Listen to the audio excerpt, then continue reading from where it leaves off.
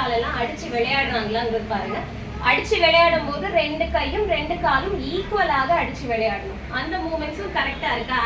இல்ல கால் மட்டும் மூமெண்ட்ஸ் கம்மியா இருக்கு, கை ஒரு கை கால் மூமெண்ட்ஸ் கம்மியா இருக்கு, இந்த மாதிரி எதுவும் வித்தியாசம் தெரிஞ்சதுனாலும் ஹாஸ்பிட்டல் அனுப்பணும். அடுத்து வேற எங்கேயாவது சின்ன சின்ன கொப்பளங்கள், மோஸ்ட்லி நியூ பார்ன் பேபிஸ்க்கு அங்கங்க சின்ன சின்னதா ரெட் ரெட்டா கொப்பளம் இருக்கும், இல்ல பஸ் இருக்கிற மாதிரியே பழுப்பு இருக்கிற மாதிரியே பிளிஸ்டர்ஸ் இருக்கும். ஸோ அந்த மாதிரி எதுவும் இருந்ததுன்னா என்ன பண்ணுவீங்க?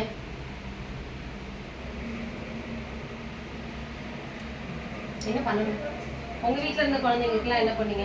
அவசரமா போய் வைத்தியர்கிட்ட போய் குளிசை வாங்கி சாப்பிட்டுருப்பீங்க, கொடுத்துருப்பீங்க இல்லையா? கொடுக்கணுமா? அது தேவையில்லை.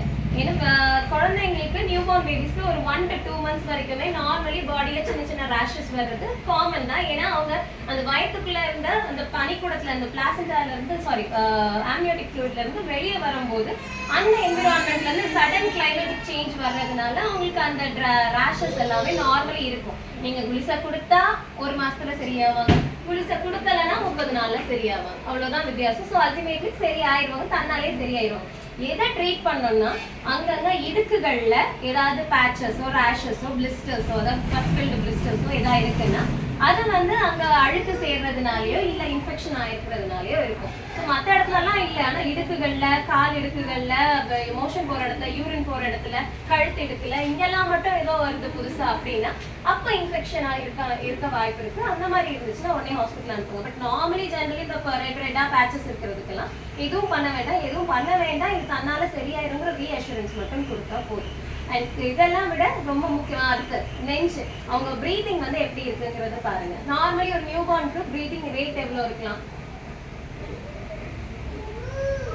நார்மலி 60 வரைக்கும் நார்மல். ஸோ 60 வரைக்கும் நீங்க 1 மினிட்டுக்கு ஃபுல்லா கவுண்ட் பண்ணுங்க. அவங்க ப்ரீத் பண்றது 60க்கு மேல கவுண்ட் பண்றாங்க அப்படின்னா ஏதோ அப்நார்மலா இருக்கேன். நெஞ்சு உள்ள போகுது, வழக்கமா இருக்கிற மாதிரி இல்ல, தலை வந்து ஆடி ஆடி ப்ரீத் பண்றாங்க, ஏதோ முடங்கிட்டே இருக்காங்க, டிஃப்ரெண்டான சவுண்ட் வருதுன்னா பிரீத்திங் நார்மலா இல்லைன்னு அர்த்தம். என்ன சவுண்ட் உங்களுக்கு கேட்குற மாதிரி இருந்தாலும் உடனே ஹாஸ்பிட்டல் ரெஃபர் பண்ணுவோம். வயறு அகைன் குழிஞ்சு இருந்தாலும் அப்நார்மல், ஃபுல்லா இருந்தா பிரச்சனை கிடையாது. ஆனா ஃபுல்லா இருக்கிறது நல்லா பழப்பழன்னு கண்ணாடி இது பண்ற மாதிரி ஷைனிங்கா இருக்குனாலும் இல்ல ரெட்டிஷா இருக்குனாலும் அப்போ அவங்களுக்கு வயிற்றுல டிஸ்டென்ஷன் இருக்கு, வயிறு உள்ள குடல் எதுவும் அடைச்சிருக்காங்கிறத பார்க்கணும்.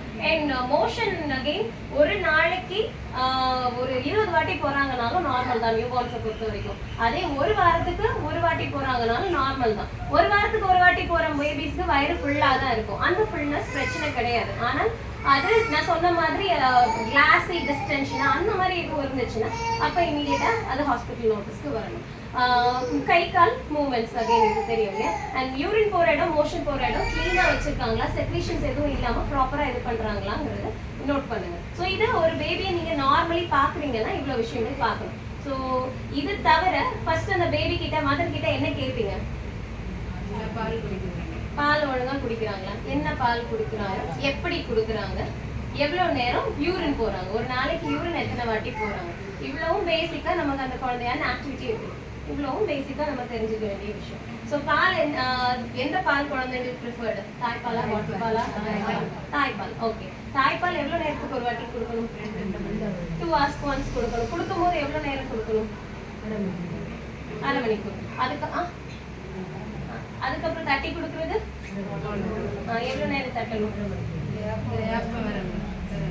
குறைஞ்சது 20 minutes ஆவது தட்டி கொடுக்கணும். தட்டுறதும் கை இப்படி கப் மாதிரி வச்சுட்டு இந்த மாதிரி முன்னாடி ஃபுல்லாவே தட்டி கொடுக்கணும். பின்னாடி மட்டும் இல்ல, முன்னாடியும் தேவை. நான் இருக்கிறேன் நாய்ஸ் எதுவும் கேட்குதுன்னா, ஏன்னா எல்லா குழந்தைங்களோட ஏர்வேயும் மூச்சுக்குள்ளாயும் ஒரே மாதிரி இருக்காது. சிலர் கொஞ்சம் வீக்கா இருக்குன்னா பால் மேல கீழே ஏறி வரலாம், ஏறுறது அவங்களோட ஏர்வேக்குள்ளேயும் இறங்கலாம். அப்படி இருந்துச்சுன்னா நீங்க தட்டும் போது அந்த ஃபோர்ஸ்லயே அதெல்லாமே வெளியே போயிடும், அந்த கிருகிருப்பு எல்லாம் மாறிடும். கிருகிருப்பு இருந்தா உடனே குழந்தைக்கு சளி பிடிச்சிருச்சு மூக்கு அடைச்சிருச்சுன்னு வாங்க, அப்படி எதுவும் அவசியம் கிடையாது. முதல்ல ஃபர்ஸ்ட் இதுதான் ட்ரீட்மெண்ட். இது தட்டுறது கரெக்டா 20 minutes எல்லா பக்கமும் பண்றாங்கனாலே லைட்டா எதுவும் எங்கேயாவது அடைச்சிருந்ததுன்னா அது வந்து ரிலீஸ் ஆகி வெளியே போயிடும். அதை நீங்க விட அப்படியே பண்ணாமலே ரெகுலரா மெயின்டைன் பண்ணவே இல்லை, தட்டுறது ஒரு செகண்ட் தட்டிட்டு விட்டுறாங்க அப்படின்னா உள்ள அடைச்சிக்கிட்டே இருக்கும். அடைக்க கொஞ்சம் பழைய பால் இருந்துகிட்டே இருந்தா என்ன ஆகும்? அது ஜெர்ம்ஸ் ஃபார்ம் ஆகி சளியா ஃபார்ம் ஆகும். அப்பதான் இந்த நிமோனியா ஃபார்ம் ஆகுது, சளியெல்லாம் ஃபார்ம் ஆகும். ஸோ தட்டி கொடுக்கறது மஸ்ட். அதை நீங்க மதருக்கு கவுன்சில் பண்ணணும். அண்ட் ஃபீடு கொடுக்கறது எப்படி ஃபீடு கொடுக்குறாங்க? ஃபீடிங் வந்து எப்படி அசஸ் பண்ணுவீங்க?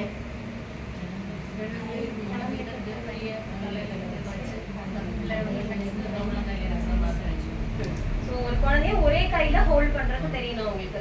இந்த கையை எல்போக்கு உள்ள தலையை ஹோல்ட் பண்ணியிருக்கணும், இப்படி பொசிஷன் பண்ணியிருக்கணும், தலை வந்து மேலே பார்த்து இருக்கணும், பட்டைக்கு வந்து கையில இருக்கணும். இப்படி இல்லைன்னா இந்த கையில பிடிக்கலாம், இல்ல வேற பொசிஷன்ஸ் இருக்கு ஃபுட்பால் பொசிஷன், அதை வந்து பின்னாடி காலை வந்து வச்சு அப்படியெல்லாம் பிடிக்கலாம். பட் பேசிக் பொசிஷன் இப்படி இருக்கணும்.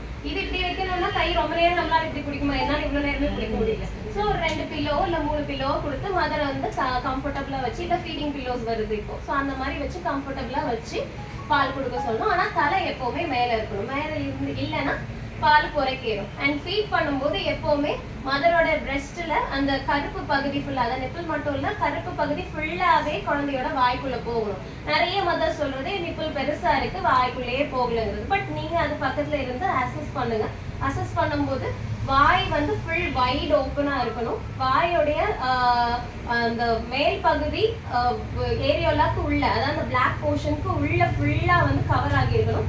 கீழ்தாடை இப்படி அவுட் டர்ன்டா இருக்கணும். கீழ்தாடை கொஞ்சம் ஏரியால வெளியே தெரிஞ்சிருந்தாலும் பரவாயில்ல, பட் மேல் பகுதி ஃபுல்லாவே உள்ள போயிருக்கணும். அது உள்ள போக முடியல, உங்களுக்கு வெளியே குழந்தை எடுத்துட்டே இருக்காங்கன்னா அம்மாவை புழிஞ்சி அழுத்தி உள்ள தந்துகிட்டே இருக்க சொல்லுங்க. ஸோ அப்படி கண்டினியூஸா அந்த ஃபுல் வெளியே உள்ள போர்ஷன், அந்த பிளாக் போர்ஷன் ஃபுல்லாவே அங்கிருந்து தான் மில்க் செக்ரேஷனே இருக்கும். நிப்பிள்ல ஒண்ணுமே வராது, நிப்பிள்ல மில்க் செக்ரேஷன் கிடையாது. ஸோ சைட் போர்ஷன் ஃபுல்லாவே வாய்க்குள்ள இருக்காங்கிறது என்ஷூர் பண்ணி ஃபீட் கொடுக்க வைங்க. கொடுக்கும் போது எல்லா வாட்டியும் 30 மினிட்ஸ் கொடுக்கணும். ஒரு பக்கம் ஃபுல்லா எம்டி ஆனதுக்கப்புறம் அடுத்த பக்கம் கொடுக்கணும்.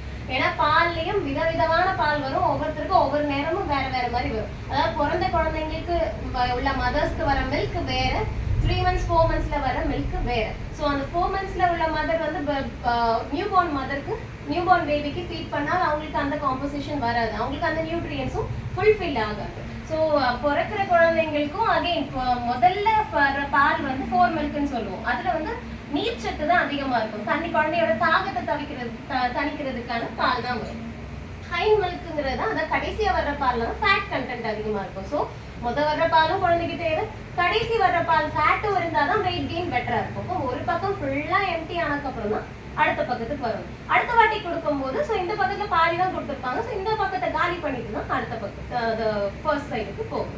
ஸோ இதெல்லாம் வந்து அவங்களுக்கு சொல்லி கொடுங்க. ஸோ ஜென்ரலி ஒரு நியூபார்ன் பேபி பாக்குறீங்கன்னா அவங்களோட ஃபீட் அசஸ் பண்ணணும். அடுத்து ஃபார்முலா கொடுக்க வேண்டியது வருதுன்னா ஃபார்முலா என்ன ஃபார்முலா அவங்க யூஸ் பண்றாங்க, ப்ரீடாமா டேர்மா, அதுக்குள்ள கரெக்டான ஃபார்முலா யூஸ் பண்றாங்க. இதெல்லாம் விட ரொம்ப முக்கியம் டைல்யூஷன் கரெக்டா இருக்காங்கிறது எப்பவுமே செக் பண்ணுங்க. அந்த டப்பாலேயே வந்து டைல்யூஷன் கொடுத்து தான் விடுவாங்க, நான் யாருமே அதை பார்த்து கொடுக்குறது இல்லை. சிலர் நினைச்சுக்கிறது இல்ல அதிகமா பால் கொடுத்தா சளி பிடிக்கும் அதனால நான் கம்மியா, அப்படிங்கிற அவ்வளோ யோசிக்கிறவங்க கொடுக்கவே கூடாது. கொடுக்கறதுன்னு ஆயிடுச்சுன்னா கரெக்டான ப்ரொபோர்ஷன்ஸ்ல கொடுக்கணும். கரெக்டான ப்ரொபோர்ஷன்ஸ்ல கொடுக்கலனா தான் சளி பிடிக்கும். அண்ட் அது ப்ராப்பரா எவ்ரிடே பாட்டில் ஸ்டெர்லைஸ் பண்ணணும். 20 நிமிஷம் கொதிக்கிற தண்ணியில போட்டு எடுக்கணும். மாசம் மாசம் பாட்டில்ஸ் சேஞ்ச் பண்ணணும். இதெல்லாம் கரெக்டா பண்றாங்களான்னு பாருங்க. அடுத்து யூரின் போறது, பிறந்த குழந்தை தினமும் அட்லீஸ்ட் 8 to 10 times யூரின் போகணும்.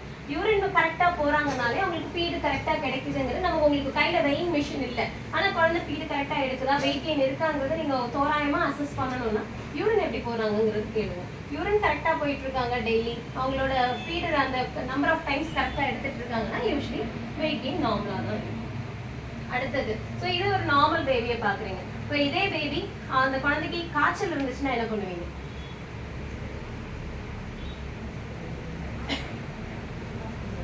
உங்க கையில பாராசிட்டமால் டிராப்ஸ் இருக்கும் இல்லையா? பாராசிட்டமால் சிரப் இருக்கா, டிராப்ஸ் இருக்குமா?